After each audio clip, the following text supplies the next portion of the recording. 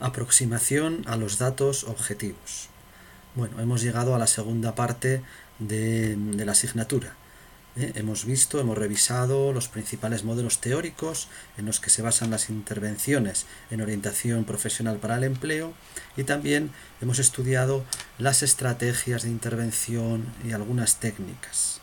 Ahora nos toca, ya conociendo bien cuál es nuestro trabajo, qué datos son aquellos que más nos interesa recoger y cómo podemos tratarlos para poder analizarlos desde un punto de vista científico. No va a ser un módulo de mucho rigor estadístico. Vamos a repasar nociones muy fundamentales y mi objetivo principal es que consigáis manejar herramientas sencillas pero suficientemente rigurosas y también prácticas para poder tomar decisiones a la hora de planificar vuestro trabajo o diseñar estrategias nuevas de intervención, etcétera, etcétera. Bueno, voy a poneros algunos ejemplos para que veáis cómo ya actualmente se están utilizando herramientas estadísticas básicas que nos ayudan a tomar decisiones. Este, por ejemplo, es un cuadro, un diagrama que llaman de tartas o de sectores, que nos muestra, por ejemplo, cómo se distribuye la población de personas desempleadas en el municipio de Alcantarilla según su nivel académico. Son expresiones que son científicas, que son rigurosas, donde observamos porcentajes, y vemos cosas muy elocuentes, como por ejemplo que casi el 60% de las personas desempleadas de Alcantarilla tienen solo la educación secundaria o menos, ¿vale? Bueno, el 60 sería la secundaria, el 21 sería todavía menos de la secundaria, con lo que eso sumaría ya prácticamente casi el 80%. De la población se ve que no tiene unos estudios digamos concretos, ni siquiera por supuesto universitarios. Ya veis que en el grado de universidad solo hay un 3% de licenciados y un 3% de diplomados o graduados, ¿de acuerdo? Esto son indicadores que se deben manejar en los servicios públicos de empleo a la hora de diseñar, sobre todo pues cuando estamos hablando de personas desempleadas, pues acciones que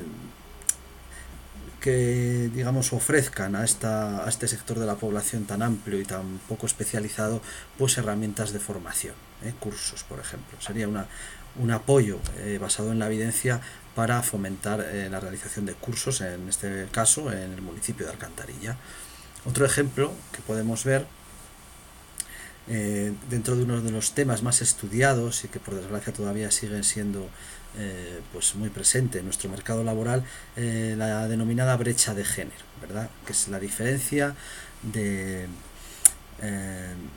personas que tienen un empleo, en este caso es un estudio de personas empleadas, entre los hombres y las mujeres, y vemos cómo evoluciona.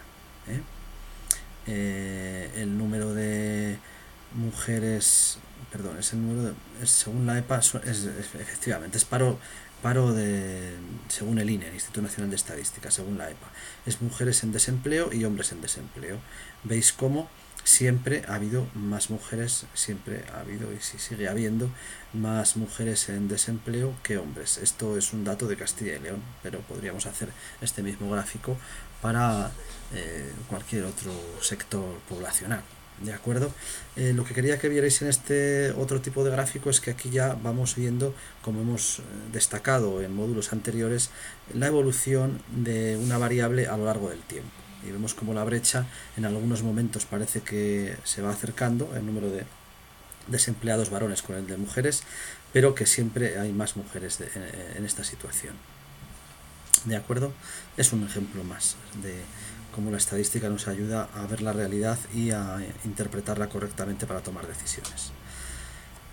Esto ya sería una tabla más que donde se puede ver cómo analizamos los datos, en este caso de las personas que están siendo atendidas en el servicio de empleo de Murcia, en el SEF, Yo creo que esto se corresponde al año 2011, es un ejemplo real, pero ya son datos un poco antiguos, donde vemos el número de personas que han sido atendidas. Vemos en una columna donde se dice la gente que ha sido citada, la gente que se ha presentado, según el POL, que es el programa de orientación laboral, las actuaciones que se han realizado con estas personas, los que han recibido el programa PRODI, el total de intervenciones. Luego se pueden sacar, ya extraer algunos datos estadísticos, ¿no? Por ejemplo, la media de citados, ¿no? La media de presentados, la media de presentados al programa, la media de activaciones especiales, la media de intervenciones, que son datos que sirven para tomar decisiones a la hora de organizar el trabajo de los orientadores de las oficinas de empleo. O sea que estas estadísticas muy básicas, ya veis que aquí realmente solo hemos llegado a extraer un elemento estadístico muy sencillo, que es la media aritmética, ¿vale? Pero sí ayuda a que pues, los responsables de los servicios pues, se den cuenta de cómo evoluciona, porque está hecho por fechas, ¿no? Por meses, las personas atendidas por los servicios de orientación, y con estos datos pueden planificar o pueden organizar mejor el servicio. ¿De acuerdo? Estos serían simplemente ejemplos, pero que se están utilizando realmente y que es importante que sepamos cómo se utilizan. Esta es otra, esta sería una gráfica asociada a la tabla anterior, donde pues simplemente vamos viendo cómo evolucionan las medias, ¿veis? A lo largo del tiempo. Entonces este es en enero, febrero, marzo, y vemos cómo hay algunos picos de personas atendidas, de presentaciones a los programas de orientación. Por ejemplo, en el mes 10, después de pasar las vacaciones de verano, es lógico que haya un aumento en el trabajo de la orientación profesional cuando empieza el curso, no solo el escolar, sino parece que también el laboral, ¿vale? Y un descenso en febrero, que quizás ya sea donde, no sé, a lo mejor el mercado ya después de las navidades y tal está un poco decaído, y luego va subiendo un poquito. Bueno, aquí se va viendo un poquito en la estructura de la evolución del trabajo de los orientadores, en este caso, ¿no? La carga de trabajo, ¿vale? Por tutor. Bueno, pues así podríamos poner muchos ejemplos. Yo realmente solo quiero sensibilizaros a lo interesante y lo importante que es manejar estos datos. Ya entrando en lo que sería la estadística básica, creo que debemos tener claros algunos conceptos que voy a revisar rápidamente. El primer dato que quiero que conozcáis es la diferencia que hay entre las fuentes de datos. Hay, en términos generales, dos fuentes de datos que son los que más utilizamos en nuestro trabajo diario. Serían los datos de registro o los datos de muestreo. Los datos de registro, el ejemplo más conocido es el paro registrado, pero podría ser también el registro de la seguridad social, el registro de altas y bajas de empresas, etcétera, etcétera. En nuestro caso, los datos de registro serían simplemente aquellos que en la base de datos de la administración podemos obtener directamente, y sería como acceder al total de los datos existentes, ¿no? Cuando escuchamos todos los meses que hay, por ejemplo, pues 4.300.000 personas desempleadas, eso es simplemente un conteo directo de todas las personas que están apuntadas en el sistema público de empleo. Cuentan todas. La otra forma de recoger datos es el muestreo. El muestreo no sería un tipo de recogida de datos del total de los datos, del 100%, como es el registro, sino que sería, como su propia palabra indica, una muestra, una porción de esos datos. Sería muy largo hablar de los tipos de muestreo que hay, pero sí que quiero que sepáis que cuando se trabaja con muestras, con un buen muestreo, cuando el muestreo está bien hecho, los datos que se exponen son más fiables. Aunque parezca mentira, porque parece que no hemos visto toda la población y que sería más fiable lo de los registros, pero no es así. Desde el punto de vista matemático y estadístico es más fiable la muestra. Esto tiene que ver con todos los problemas y defectos que conlleva un gran registro administrativo. Hay muchas variables que no se pueden controlar, hay muchos elementos que se salen fuera de pues del control de la investigación o del seguimiento estadístico en los registros. Es muy difícil ver todas las variables en todos los sujetos. Hay diferencias muy importantes que no son estudiadas en un registro. En una muestra esto lo podemos controlar mucho mejor, porque tenemos en nuestras manos la capacidad de de ver qué variables son las que pueden influir en los resultados, cambiarlas, modificarlas, hasta que hagamos un reflejo lo más fiable posible de lo que es la población en general. Bueno, lo digo porque suele haber bastantes discusiones sobre si es más fiable lo que dice la EPA o lo que dice el paro registrado. A efectos estadísticos, quedaros con lo que dice la EPA. La encuesta de población activa es una encuesta que se hace mediante muestreo y que está siguiendo los criterios más rigurosos de todas las encuestas que se realizan a nivel europeo, ¿vale? Está homologada y está con altos índices de fiabilidad y validez. Otra cosa que es importante saber es que podemos recoger datos de dos tipos fundamentales, ¿no? Datos cuantitativos y datos cualitativos. Los cuantitativos son los numéricos, los que se pueden contar, y los cualitativos son datos más subjetivos, ¿no? Que tienen que ver con aspectos que no son numéricos, ¿de acuerdo? Nosotros, por eso he puesto este óvalo así azulado, vamos a fijarnos en el tratamiento de los datos cuantitativos, es decir, de los números, y vamos a procurar centrarnos más en aquellos datos que son continuos, que no están distribuidos por intervalos. Aunque bueno, algún ejercicio también utilizaremos datos por intervalos. ¿Qué diferencia hay? Los cuantitativos ya hemos dicho que son aquellos que se expresan mediante valores numéricos, ¿de acuerdo? Pueden ser continuos y discretos. Continuos son aquellos que pueden tomar cualquier valor en la escala de los números. Por ejemplo, la edad es un dato cuantitativo continuo, porque tú puedes tener, pues desde, edad laboral sería de 16 a 65, pero puedes tener 16, 16 y medio, 17, 18, todos los valores en una escala continua, ¿de acuerdo? Y los discretos son aquellos que se distribuyen por intervalos, pero estamos hablando de cuantitativos, ¿de acuerdo? Entonces no estamos hablando de, por ejemplo, yo que sé, nivel académico, aunque tenga varios intervalos, digamos, no es cuantitativo. Un cuantitativo sería, por ejemplo, aquellos que van por intervalos, cuando hablamos, por ejemplo, de mayores de 45 años o menores, que es como unos datos continuos que los hemos, digamos, distribuido en grupos de interés estadístico determinado, ¿no? ¿De acuerdo? Pero son datos que en su origen también son numéricos. Lo que pasa es que los analizamos en subgrupos o intervalos, ¿de acuerdo? Estos serían los datos cuantitativos, pero los cualitativos son aquellos que no tienen características nominales, ¿vale? Pueden ser puramente nominativos o nominales, como son, por ejemplo, el sexo, ¿no? Hay hombres y hay mujeres, ahí no hay números por ningún lado, son categorías, digamos, únicas, ¿vale? O yo que sé, por ejemplo, el nivel académico, ¿no? Pues hay licenciatura, diplomatura, son categorías nominales que tienen asignado un nombre. Y luego están los jerarquizados, que son nominales también, son cualitativos, no tienen un número asignado, pero tienen cierta jerarquía. Esto puede ser, por ejemplo, en una categoría profesional. Las categorías profesionales están jerarquizadas, ¿no? Puede ser oficial de primera, de segunda, de tercera, director gerente, o por ejemplo, los rangos militares, ¿no? Cabo, soldado, capitán, general. Todo eso son datos cualitativos pero jerarquizados. Y los nominales es solo cuando hablan de grupos, por ejemplo, pues yo que sé, los grupos de animales, ¿no? De especies, pues serían cualitativos nominales. Y jerarquizados, pues ya he dicho varios ejemplos, ¿no?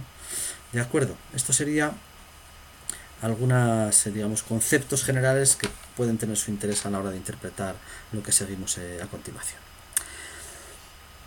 Otra cosa, ya nos hemos centrado, donde he señalado anteriormente, en los datos cuantitativos y continuos, ¿vale?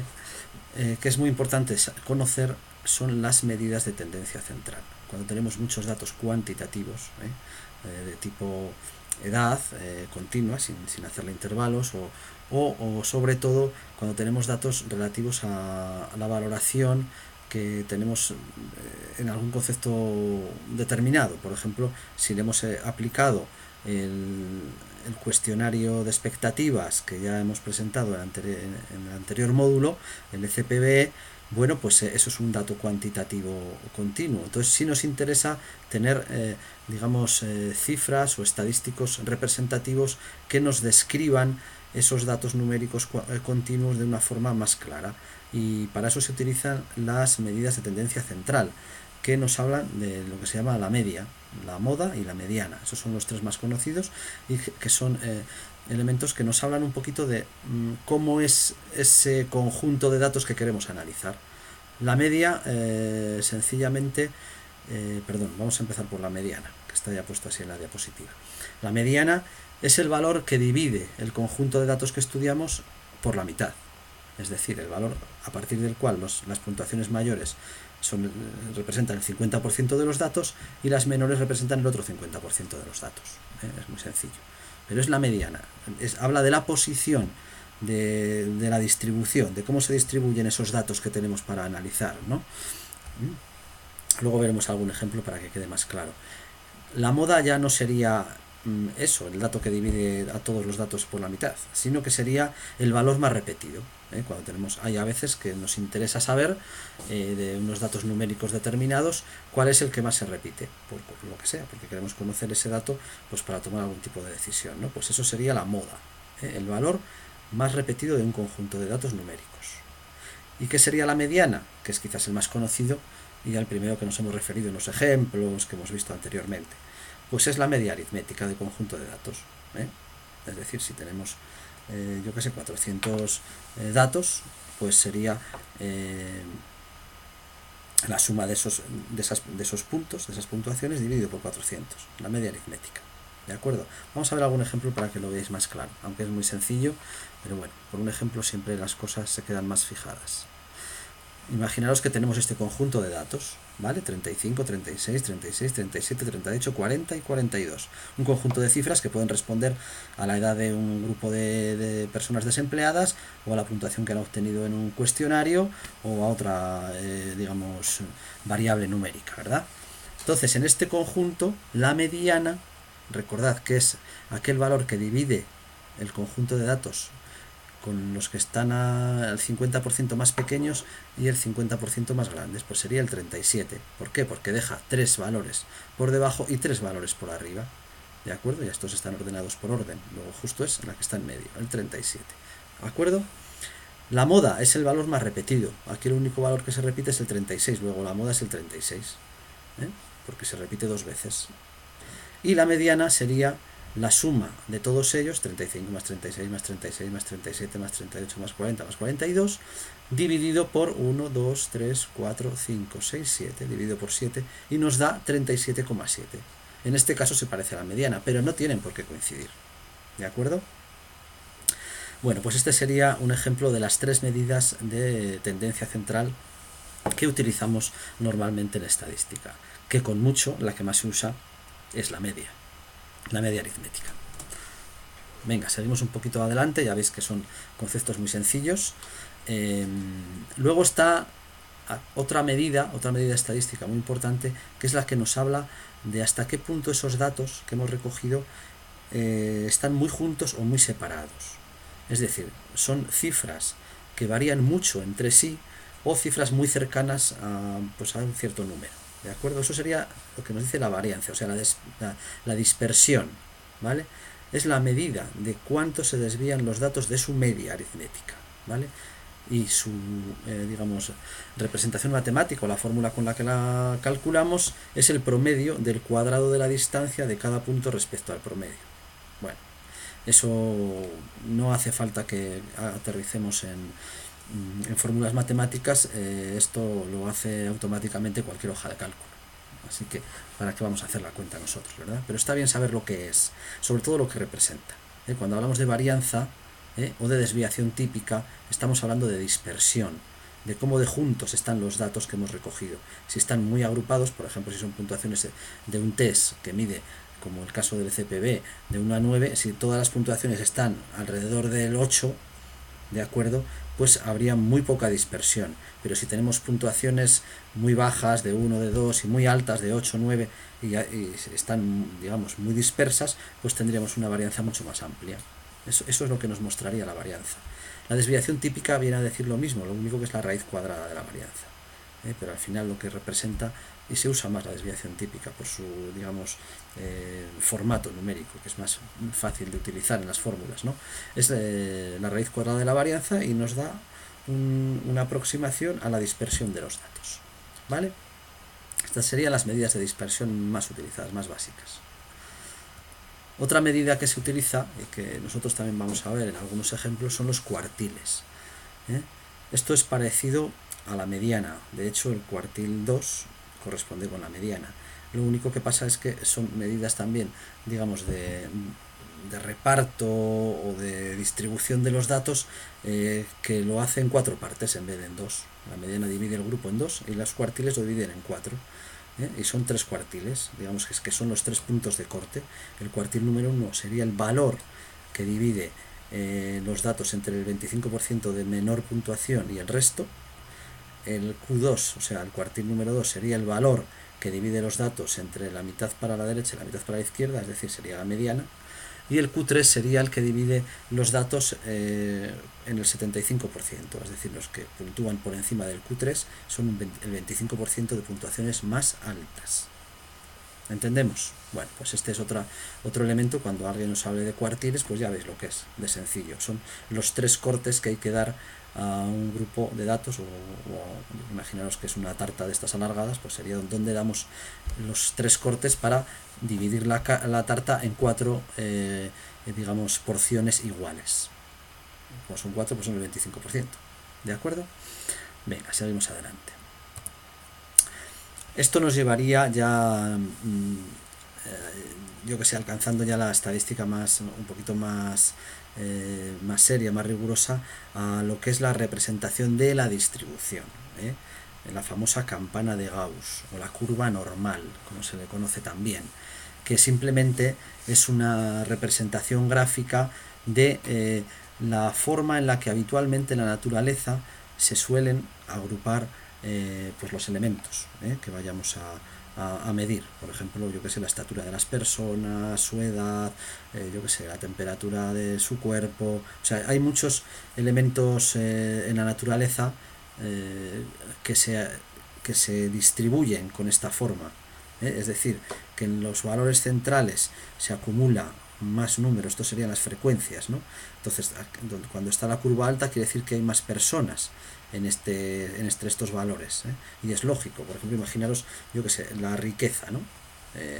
La riqueza de las personas de un país, pues se podría, digamos, distribuir la riqueza con esta forma, donde la mayoría de las personas tienen una riqueza media, tienen unos ingresos pues X, de X dinero, pero que son muchos los que tienen eso, y luego hay unos pocos que tienen una riqueza menor, que podríamos llamar pobres, y otros pocos que son ricos. Esta sería una distribución normal, ¿de acuerdo? Bueno, yo creo que con este repaso muy rápido, muy poco profundo, pero yo creo que es suficiente para poder seguir trabajando con lo que nos ocupa en este módulo. Bueno, vamos a pasar ya a lo que es la práctica real. Este módulo, igual que el siguiente, estos dos, van a estar muy basados en que practiquéis, que cojáis vuestras hojas de cálculo y hagáis algunos ejercicios. Para ello tenéis en vuestro, bueno, donde están los instrumentos, las herramientas del alumno, tenéis una hoja de cálculo que se llama comparamedias, ¿de acuerdo? ¿Y qué vamos a hacer? Bueno, la actividad que os reclamo para superar este módulo sería la siguiente. Hay que utilizar la hoja de cálculo, comparamedias, y realizar un análisis comparativo de las puntuaciones obtenidas para las escalas y los casos adjudicados a tu nombre, según una tabla que os voy a enseñar ahora, ¿vale? O sea, quiere decir que cada alumno va a realizar una tabla diferente. Aunque la tabla la vamos a manejar todos igual, el resultado será diferente porque meteremos datos diferentes, ¿de acuerdo? La adjudicación está en este caso lo tenemos en una diapositiva que vamos a ver a continuación. Vale. Luego tendréis que enviar un mensaje con esa hoja de cálculo adjunta, pero yo quiero que en el mismo mensaje, no hace falta que hagáis digamos un documento de texto, sino que en el propio mensaje del correo expliquéis e interpretéis los resultados que obtenéis en la tabla, con un máximo de 10 palabras. Un poco, pues eso, ya con todos los conocimientos que tenéis y pues ver, según lo que obtengáis, qué interpretación le daríais. ¿De acuerdo? Pues vamos a ello. Bueno, esta sería la distribución. Aquí no he puesto vuestros nombres porque todavía los desconozco, pero como veis está numerado del 1 al 18. En este caso, si cogéis la orla, o sea, la distribución de alumnos por orden alfabético, pues el que corresponda. Este sería el primer alumno que por orden alfabético, el segundo, el tercero, etcétera. Si sois más de 18, sencillamente cogeríamos de nuevo, empezaríamos la tabla con el número 19, pero en vez de hacer el tramo de edad entre menor de 30 y mayor de 30, o mayor o igual de 30, haríamos un tramo de edad diferente, por ejemplo con 40 años, con 45, con 15, bueno, con 15 no, porque no hay datos de 15 años, con 25, o sea, el caso es que si hay más de 18 alumnos, ya se recoge este formato y se seguiría con el 19, por ejemplo, con menores de 40 y mayores de 40. El 20 con menores de 20, bueno, también sería para esta escala el SFI con 40, el ICB con 40 y el ECPB con 40. Y así sucesivamente hasta que completemos, digamos, el listado de alumnos correspondientes. ¿Vale? Esto es lo que vamos a manejar, que es esto ya es una fotografía, una diapositiva de la tabla Excel. Esto es a lo que vamos a llegar, que lo vamos a ver ahora prácticamente con otro vídeo, ¿de acuerdo?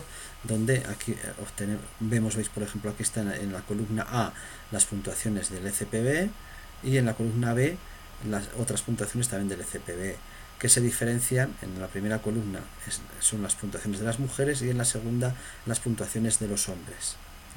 ¿Vale? Y aquí vemos cómo nos va devolviendo la tabla algunos datos importantes. Nos va a dar el número de casos, cuántos en esta columna, claro, no se ven más que los primeros, pero si tú vas bajando hasta abajo, veréis que tenemos 403 mujeres, el valor máximo 10, porque las escalas es de 0 a 10, el valor mínimo 2,8, la media 7 y pico, la varianza 1,4, la desviación típica 1,2, ¿vale? Se varían, ¿veis? Están muy agrupados los datos alrededor del 7, ¿verdad? Por eso la varianza es solo de un poquito para aquí y uno para allá. Y los valores de los cuartiles, el 6,3, el Q1, 7,1 el Q2 y 8 el Q3, y con los hombros sus correspondientes valores. Aquí hemos hecho una gráfica que nos muestra la distribución de las frecuencias, o sea, cuántas personas hay que puntúan más o menos 3, más o menos 4, más o menos 5. Veis que cuando nos acercamos a la media, pues hay muchas más personas que puntúan eso, ¿verdad? Y luego ya va bajando.